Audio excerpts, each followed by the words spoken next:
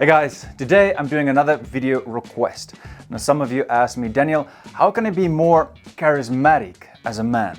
The Oxford Dictionary says charismatic is exercising a compelling charm which inspires devotion in others.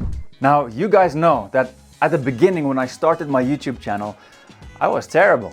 I mean, my tone of voice, my fast-paced speaking, my expressions and body language, terrible.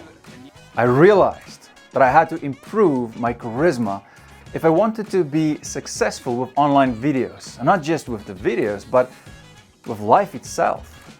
So I learned a lot of things over the years and I improved myself. And that is what I want to share with you today. Let's get to it.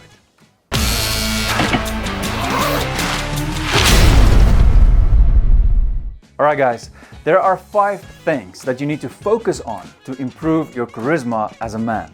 Speech, eye contact, non-verbal behavior, facial expression, and lastly, know your audience. Now, let's start with speech first. Tone of voice. You're not going to sound charismatic or inspire others if you speak too soft.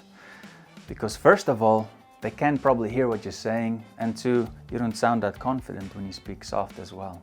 Then, the other problem is speaking too loud. If you speak too loud, people think you're more arrogant and selfish.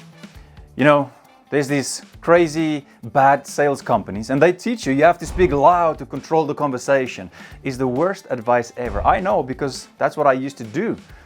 When I finished school, I went to England and I did sales, gas and electric, and that's what they taught us. Is the worst advice ever.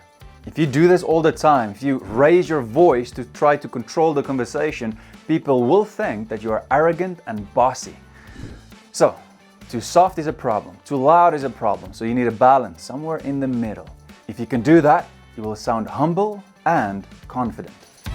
Pause. Have you ever realized in all my videos, or let's say the recent videos, I always pause after I want to emphasize a certain point. I just did it again, just now.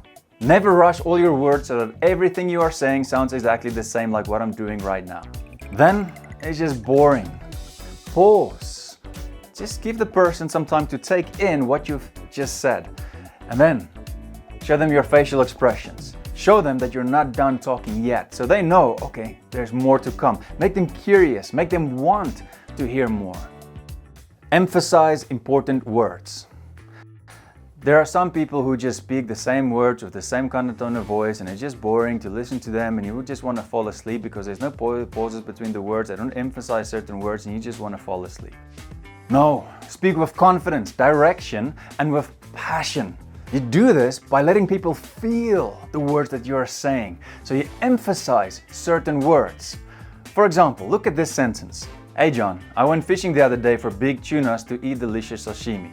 Now, let's say it again by emphasizing the most important words, which are John, fishing, big tunas, and sashimi.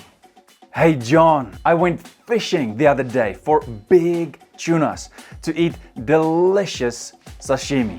Did you see what I just did there? I used the tone of voice, the pauses, and the emphasizing of words to make it sound more interesting. Descriptive and interesting word. You can always say things more interesting by just using descriptive and interesting words. For example, let's take the same sentence. Hey John, I went fishing the other day for big tunas to eat delicious sashimi. Some people just sound boring because they choose boring words. So with this sentence, they say it like this. John, I went fishing for tuna the other day. Yeah? And? Why would people want to hear that? What's so interesting about that? Make it more interesting.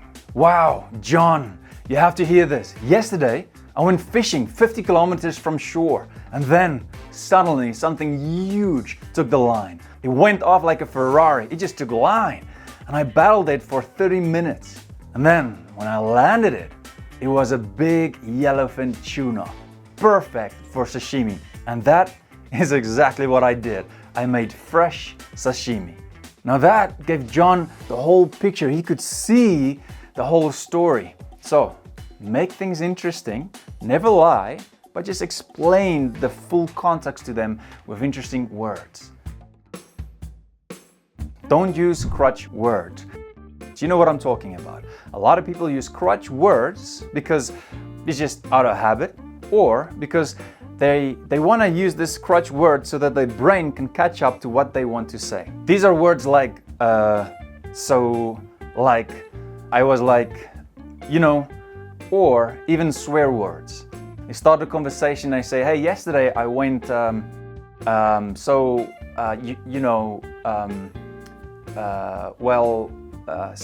yesterday, you know, if you take that long to speak, people lose interest. They just want you to get to the point.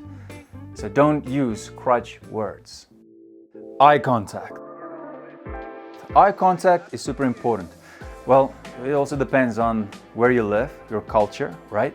But people usually connect with you by looking at your eyes. So let them look at your eyes and look at them. Don't look down, don't look away while you talk to them, because there's no personal connection here, right? When I look away. But now when I look at you, you see, now we're connecting. You know, people who talk too much do that often. And then they don't see the other person's nonverbal communication, that they are actually getting annoyed because they are talking too much. Now, don't have a staring contest. Just make eye contact around 40 to 50%. You can look away and then look at the person, talk a little bit, you know, look away, talk to the person. But if you look at the person the whole time, you know, it's getting a little bit weird. Your eyes have the power to show people how serious, sincere, and truthful you really are.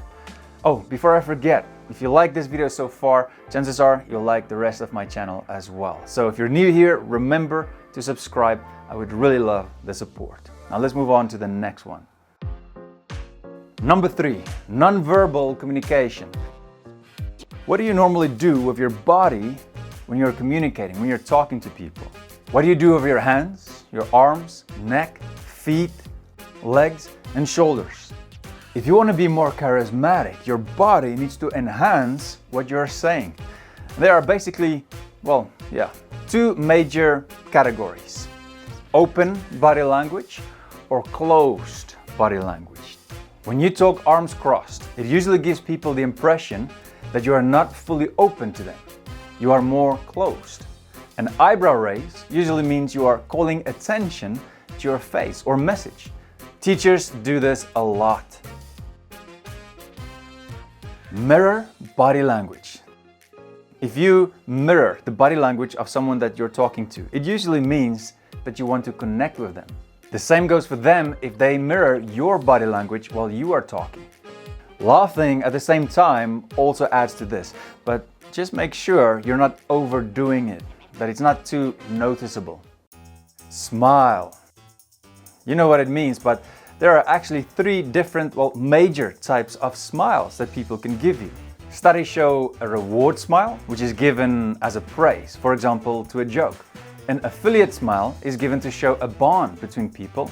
And then a dominance smile. People give that to signify higher social status. Never do the dominance smile, you know? Nobody likes arrogant people, so don't be arrogant, don't do that. There are actually a lot more different types of smile, but I like the grin smile, you know, because that is got to go together with your eyes. So yeah, smile more, be positive, because people like friendly, positive people who are smiling. The head tilt. You can do it this way when you talk to someone, or this way. It became a habit for me since I did a lot of modeling. And man, it just became a habit with all the posing. I only later found out what it really means. It means that you're more open to someone else when you show this vulnerable area in your neck. Well, that's what the scientists say. I don't really believe it. I just know it's more interesting to tilt your head different ways when you're talking to someone, you know? So it's not just like this, static and boring the whole time. Hand gestures. I just did it, you know? Hand gestures. I used to do this a lot. Back when I started the videos, man, it was a little bit too much. My hands were just flying all over the place while talking about certain things. Every word that I say is like this. So I didn't notice it until someone mentioned it in the comment section. And then when I looked, there was a few more people who mentioned it. And then I thought, okay, man, is this true? So I went back, I watched some of the videos, And I realized, yeah, it is true. My hands were flying all over the place. So I stopped. So use hand gestures, but use it the right way. For example, open palms usually mean that you are open, sincere, and honest. Good posture. It's extremely important when it comes to being charismatic, because confidence and being charismatic, the two of those, they go together. So if you are slouchy, when your back is bent and your shoulders kind of drop, it doesn't look that good. Usually most men as well, their stomach kind of comes out, you know? You see this little, yeah, now you can see. The stomach looks fat as well, you know? So you look sloppy, you look lazy to a lot of people, you know? Good posture is so much better. Stand up straight, walk straight, sit straight, carry yourself with dignity and self-respect. And then you will have better charisma as well. Stop touching and scratching. You know, when you talk to people and they kind of do this and they even look and they do this, oh, it's disgusting. Don't scratch and pick at pimples or small bumps on your head or arms or body or anywhere when you're talking. Some people even pick at their nose or ears. Don't do that. Not only does it distract people from what you're actually saying, but it's also disgusting. And it takes your charisma away like that. So don't do it. Facial expressions. People will read your facial expressions. And when you don't look interested, people will think you are not interested. If you look bored, people will think you are bored. You get what I'm saying? When you're busy speaking just one sentence, your face speaks 1,000 words. So your facial expressions need to go together and enhance what you're saying. If it doesn't do that, then people won't trust you because the two doesn't connect. It doesn't make sense. Look at this. I'm very happy. I'm so sad today. I'm very sad. It doesn't make sense, right? Your frowns, eyes, eyebrows, your lips, and even your nose tells people what you are really thinking and feeling. Listen, you are not a robot. So bring in your expressions when you talk to people. A small grin before you are about to say something funny. A frown when you are shaking your head to show your disagreement about something.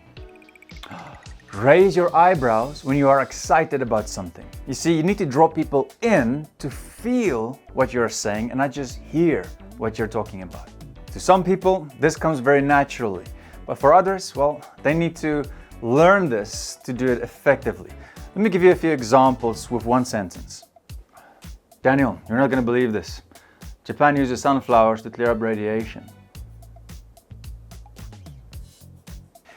Daniel, you're not going to believe this. Man, Japan uses sunflowers to clear up radiation. Wow, that's pretty cool. Daniel, you're not going to believe this. Japan uses sunflowers to clear up radiation. How cool is that? Wow, that's pretty cool. Know your audience. This is very important. You need to change the way you talk to different people.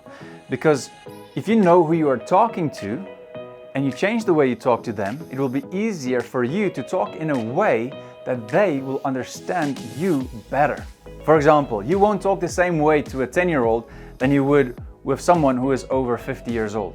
To be more charismatic, you should not just focus on yourself, but you should focus on the people you are talking to. And there are many things that you need to take into consideration.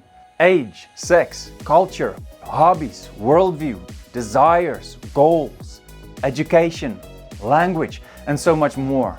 People are different, you know, so you might be charismatic to one person, but not to another. And that is why it's important to improve your emotional intelligence, because if you can do that, then you can also improve your charisma. If you want to know how to improve your emotional intelligence, then watch this video here and I'll see you there. And before you go, always remember, life is short, so don't waste yours. Cheers, guys.